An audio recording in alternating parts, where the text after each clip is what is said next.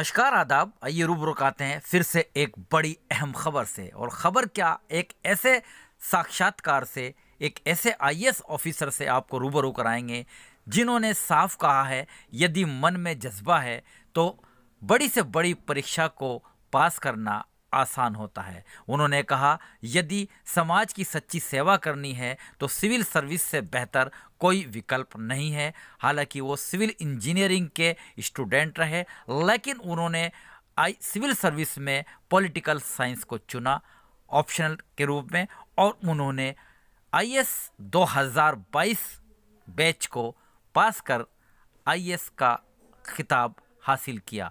अब वर्तमान में सबसे पहली पोस्टिंग उन्हें जानसठ तहसील, जो कि ऐतिहासिक है, वहां पर उन्हें उप जिला अधिकारी के साथ साथ ब्लॉक खंड विकास अधिकारी भी बनाया गया है। बहुत बड़ी बात आज उन्होंने कही है। जान लेते हैं किस प्रकार की जाए सिविल सर्विस की तैयारी, क्या होता है, कितना मन में जज्बा और विश्वास तथा अपनी कमियां किस तरह से पूरी करने के उपरांत और एक नियमित अध्ययन करने के उपरांत किसी भी सफलता को बड़ी आसानी से हासिल किया जाता है। आइए आपको रूबरू कराते हैं। आरएसएस बोले तो रामेश्वर सुधाकर सब्बनवाड, जो कि 2022 बैच के आईएएस ऑफिसर हैं। उनसे चीफ एडिटर आरिफ शीश महली ने विशेष वार्ता की है। जाने उन्हीं की ज़बानी किस तरह से उन्होंने इस सफलता को हासिल किया और अब क्या मन में जज्बा है, किस प्रकार समाज और प्रशासनिक सेवा की सच्ची सेवा करेंगे। सुने उन्हीं की ज़बानी।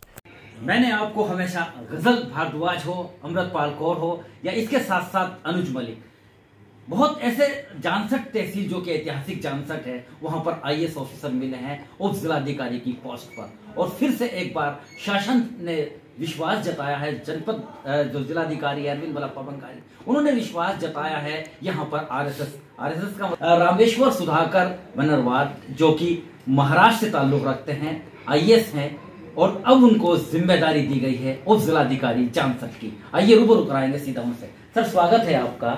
Thank you so much. Sir, सबसे पहले तो आपका परिचय और जो आईएएस आपने कब किया, कैसे किया? सबसे पहले जैसे आपने बताया, मेरा नाम रामेश्वर सुधाकर सब्बनवाड है। मैं मूलतः पुणे महाराष्ट्र से आता हूँ। 2022 बैच का आईएएस हूँ। मैंने अपना प्रिपरेशन कोविड के दौरान ही स्टार्ट किया था। इससे पहले मैं प्राइवेट सेक्टर में जॉब करता था, और जैसे कोविड की इसमें वर्क फ्रॉम होम कर रहा था तो मैंने भारतीय प्रशासनिक सेवा में ज्वाइन करने का सोचा, बिकॉज कोविड के टाइम में जो कुछ भी इंसिडेंट्स हुए वो मुझे इंस्पायर किए। तो मेरा सेकेंड आइटम में सिलेक्शन हुआ था। क्या सब्जेक्ट है? मेरे सब्जेक्ट ऑप्शनल में देखा जाए तो political science and international relation. वैसे देखा जाए तो I am civil engineer background वाला स्टूडेंट, बट मेरी रुचि हमेशा से ही सोसाइटी को समझना, ये जो हम हर समय जस्टिस, न्याय या इक्वलिटी की बातें करते थे, ये किस तरीके से ये ओरिजिन हुआ, इसके बारे में रहती थी। तो मैंने पॉलिटिकल साइंस को चुना। क्या संदेश रहेगा उन जो तैयारी कर रहे हैं आईएएस की या सिविल सर्विसेज की, किस तरह से प्रिपेयर करें? सबसे पहले तो मेरा उनको सुझाव रहेगा कि इस एग्ज़ाम में आने से पहले आपको खुद को जानना होगा कि सच में हमें इस एग्ज़ाम को तैयार करना है या नहीं, और अपने अंदर एक विश्वास होना चाहिए कि ये बहुत कॉम्पिटिटिव एग्ज़ाम है और ये हम क्लियर कर सकते हैं। इसके लिए मैं वही बोलूँगा कि एक प्रॉपर स्ट्रैटेजी के साथ आपको इस मैदान में उतरना पड़ेगा। ऐसा नहीं है कि बाकी सब लोग कर रहे हैं तो हम भी कर लें, ऐसा नहीं है। जब तक आपके अंदर से नहीं आएगा कि हमें सच में एग्ज़ाम देना है, तब तक नहीं आप इस एग्ज़ाम के लिए उठिएगा मत, बिकॉज इसमें सक्सेस रेशियो, जैसे कि आपको भी जानकारी होगी, बहुत कम है। और दूसरी चीज़ ऐसी रहेगी कि ये जो एग्ज़ाम है काफ़ी बड़ा एग्ज़ाम है। इसमें आपको ऑब्जेक्टिव, सब्जेक्टिव सब तरीके से सवाल पूछे जाएंगे, तो इसमें आपको पेशेंस डेवलप करना बहुत ज़रूरी है। आपको खुद के ऊपर कंट्रोल होना ज़रूरी है। और जैसे कि कहा जाता है कि what is the good strategy, आपके वीकनेसेस एंड आपकी स्ट्रेंथ जब तक आपको पता नहीं होंगे तब तक इस एग्ज़ाम में आइएगा मत। और मैं ये बात हमेशा लोगों से कहता हूँ कि अगर आपको समाज की सेवा करनी है तो आईएएस से बड़ी सर्विस कोई नहीं है। स्टडी कितनी होनी चाहिए? स्टडी देखा जाए तो वैसे मैं 8 से 10 घंटे पढ़ता था। जैसे मैंने आपको बताया कि मैं सिविल इंजीनियरिंग बैकग्राउंड का स्टूडेंट रहा हूँ। 2018 का ये था, तो 2 साल का गैप था। तो शुरुआती में मुझे थोड़ा सा ज़्यादा मेहनत करना पड़ा, लेकिन जब आपको यूपीएससी का सिलेबस या फिर किस तरीके से प्रिपरेशन करना, ये चीज़ें सब समझ में आती है, तब आपको ज़्यादा दिक्कत नहीं आती। तो मैं आपको सुझाव दूंगा कि 8 से 10 घंटे की पढ़ाई कंटिन्यूस बेसिस पे अगर आप कर पाते हैं तो एक एग्ज़ाम निकालना मुश्किल बात नहीं है। सिविल सर्विसेज में आए हैं, आपको पॉलिटिकल साइंस से अच्छी तरह से वाकिफ रखते हैं, क्योंकि अब आपको एडमिनिस्ट्रेशन पावर भी मिली है और जुडिशियल पावर भी रहेगी।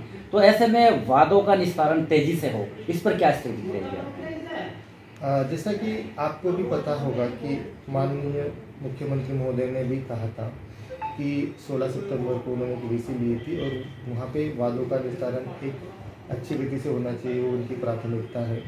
तो हम वही आशा करते हैं कि जितने सारे पुराने पेंडिंग केसेस हैं 1 साल से ऊपर, तो स्पेशली हमें आदेश मिला कि 3 महीने के ऊपर के जो ये होंगे उनके लिए, तो हम हमेशा तत्पर रहेंगे कि कोर्ट डेली कंडक्ट किया जाए, जिसमें हमने वकीलों के साथ भी बात की थी और उनका भी सहयोग हमें मिल रहा है। उन्होंने भी कहा कि 5 दिन कोर्ट चलेगी और 2 घंटे की कोर्ट चलेगी। ये हमारे अभी तक की स्ट्रैटेजी है। अपना जनपद जैसे देखा जाए तो अभी टॉप 10 में है और हमारी तहसील देखी जाए तो वो भी अच्छी स्थिति में है, लेकिन हमें इसे और अच्छी पोजीशन में लाना है, जैसे टॉप 50 में हमारे टारगेट आने वाले हैं। बहुत बहुत धन्यवाद। फर्स्ट मुलाकात है, ज़्यादा नहीं पूछूंगा सर। बहुत बड़ा दावा और बहुत बड़ी बात कही है। यहाँ पर जो नवागत उपजिलाधिकारी IAS ऑफिसर मिले हैं जानसठ तहसील को, उन्होंने कहा कि सभी के साथ लेकर, अधिवक्ताओं को साथ लेकर तेजी से होगा वादों का निस्तारण, जो कि मुख्यमंत्री द्वारा भी निर्देशित किया गया है। लगातार इस पर मीटिंग भी होती है और तेजी से आम जन को लाभ पहुंचे, ऐसा भी है। सिविल इंजीनियरिंग से का एक पूरा तरह से है, लेकिन पॉलिटिकल साइंस भी उन्होंने अपना विषय चुना, और क्योंकि इस पोस्ट के लिए बेहद जरूरी है किस प्रकार हम आम जन को टैकल कर सके, उनको न्याय दिला सकें, और उसके बारे में भी आने वाला वक्त बताएगा वो कितना खरा उतरते हैं जनपद मुजफ्फरनगर की पृष्ठभूमि पर, क्योंकि पूरे देश के अंदर जनपद मुजफ्फरनगर का अलग नाम और मुकाम है। बहरहाल अच्छा व्यवहार, जिला बार संघ जो तहसील बार संघ में उनका सम्मान हुआ, वहां से भी खबरें आई हैं। एक अच्छा माहौल मिलेगा, बार और बेंच में अच्छे संबंध कायम होंगे, ऐसी सभी की आशा जताई गई है। बने रहिएगा और बड़ी अपडेट के लिए मेरे साथ आरिफ शीश महली, चीफ एडिटर बार और bench, news today Lucknow Muzaffarnagar.